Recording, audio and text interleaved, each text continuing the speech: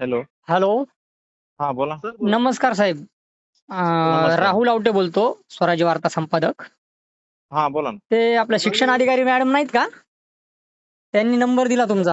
हा आपलं हा कॉल करायला सांगितलं आणि राम सरांकडून तुमचा नंबर घेतला. केंद्र हा हा प्रमुख आष्टीचे.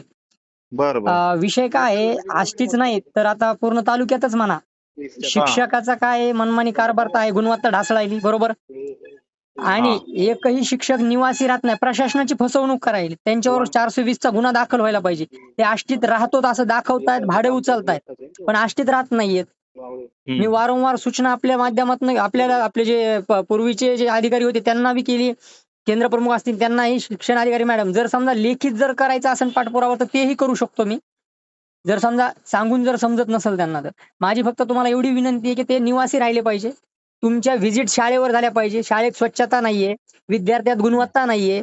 मग जर समजा ह्या 12वी-15वी झालेल्या मुली प्रायव्हेट शाळेवर बेटर एज्युकेशन देऊ शकतात. तर आपले तर सीईटी, टीईटी होऊन शिक्षक झालेले आहेत ना, बी-एड, डी-एड करून. हम्म. मग त्याची गुणवत्ता कुठेतरी हे शिक्षकाची बी गुणवत्ता हे झाली पाहिजे. ते प्रशासन कंपल्सरी सीईटी करतंय. गुणवत्ता पडताळणी झाली पाहिजे की त्यांचं एज्युकेशन कसं आहे, ते विद्यार्थ्यांमध्ये काय गुणवत्ता आहे, काय बदल आहेत. मग प्रत्येक पूर्वी कसे शिक्षण अधिकारी तुमची एक टीम एक व्हिजिट करायची अचानक शाळेंवर. ती व्हिजिट झाली पाहिजे. आता होत नाहीये तसं. आज 10वीच्या जिल्हा परिषद शाळेच्या विद्यार्थ्याला नॉर्मली इंग्लिश वाचता येत नाही. त्याला पुढे जर सायन्स घ्यायचं असेल, एक प्रसंग होता लालबहादूर शाळेमध्ये ते सायन्ससाठी रिक्वायरमेंट करू लागला.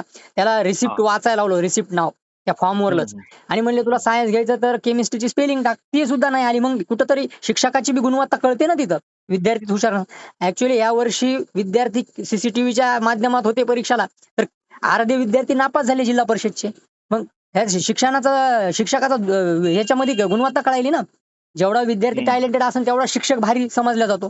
त्याला शिकवणारा गुरु. हम्म. मग ह्याच्यामध्ये काय हम्म. होईल की शिक्षकाचे स्वतःचेच आता विचार करा ना, आपल्याला प्रत्येकाला वाटतं की माझा विद्यार्थी मी शिकवलेला घडवलेला विद्यार्थी कुठेतरी व्यवस्थित एखाद्या जागेवर झाला पाहिजे. तो बेकार नाही राहिला पाहिजे. काहीतरी प्रशासकीय म्हणा, प्रायव्हेट म्हणा, उद्योगधंद्यात असला पाहिजे. गुणवत्ता पाहिजे त्याची.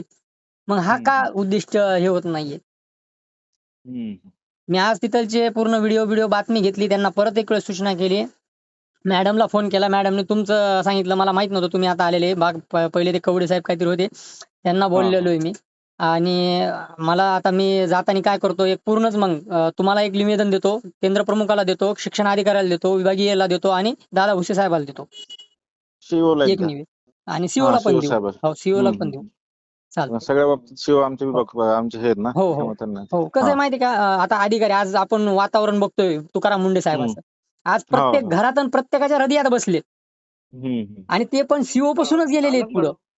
हम्म. मग कसं असतं, आम्हाला बी कौतुक करायला चांगलं वाटलं पाहिजे का तुमचं काम बघून. हम्म. आज शिक्षकाची आज गुणवत्ता नाहीये. मागे ते तुमचे हा प्राथमिकचे हा घुले हॅलो. साहेब तुम्हाला तिथं हम्म. ऍडमिशन द्यायचे तर ते ऍडमिशन विकू लागले. हम्म. ते कसं 5वीचं झालं ऍडमिशन माहितीये का, आपल्यामध्येच ऐका जायला ना पाहिजे. मी ऐका. हाकलून दिले. बाहेरचे ऐका. शिक्षक लोक आपल्या शाळेत आलते. मी हाकलून दिले साहेब.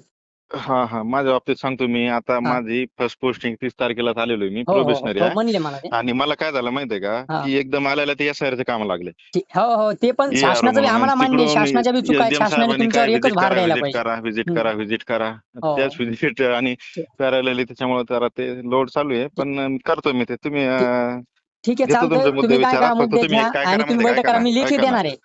ऐका ना. हां, हां. आता जिल्हा परिषद सीओ आता हो, नाशिक शिव म्हणजे छत्रपती संभाजीनगर नाशिक शिवनी त्या बाबतीत काढले. हो, हो. झेडपी शिओनी काढले तर पूर्ण जिल्ह्याला लागू होतात ते. हो, हो.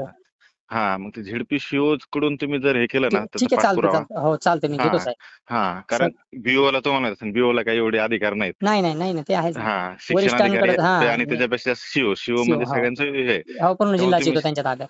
हा हा ठीक आहे, हा. चालतंय. मी त्या सीओलाच दृष्टीत देतो एक आणि हा मग वरिष्ठांना देतो.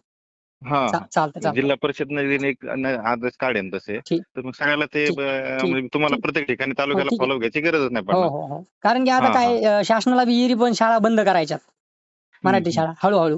मग जर तुम्ही हम्म. पण त्याच्यामध्ये जर गुणवत्ता नसणार, काही-काही शाळा आहेत ना, छोट्या-छोट्या खेड्यातल्या काही शाळा आहेत, हम्म. की त्या शिक्षकांनी डेव्हलप केलेल्या आहेत. आणि निवासी हम्म. असल्याच्या नंतर शासनाची तुम्ही फसवणूक करायले ना. माझी प्रमुख मागणी हम्म. एक असणार, की तुम्ही खोटे डॉक्युमेंट जोडून निवासी राहताय म्हणून त्याच्यावर कारवाई हम्म. झाली पाहिजे. खोटं तुम्ही शासनालाच फसवायले आणि हम्म. ज्याचं तुम्ही खायले त्याला तुम्ही फसवायले. हं. हम्म.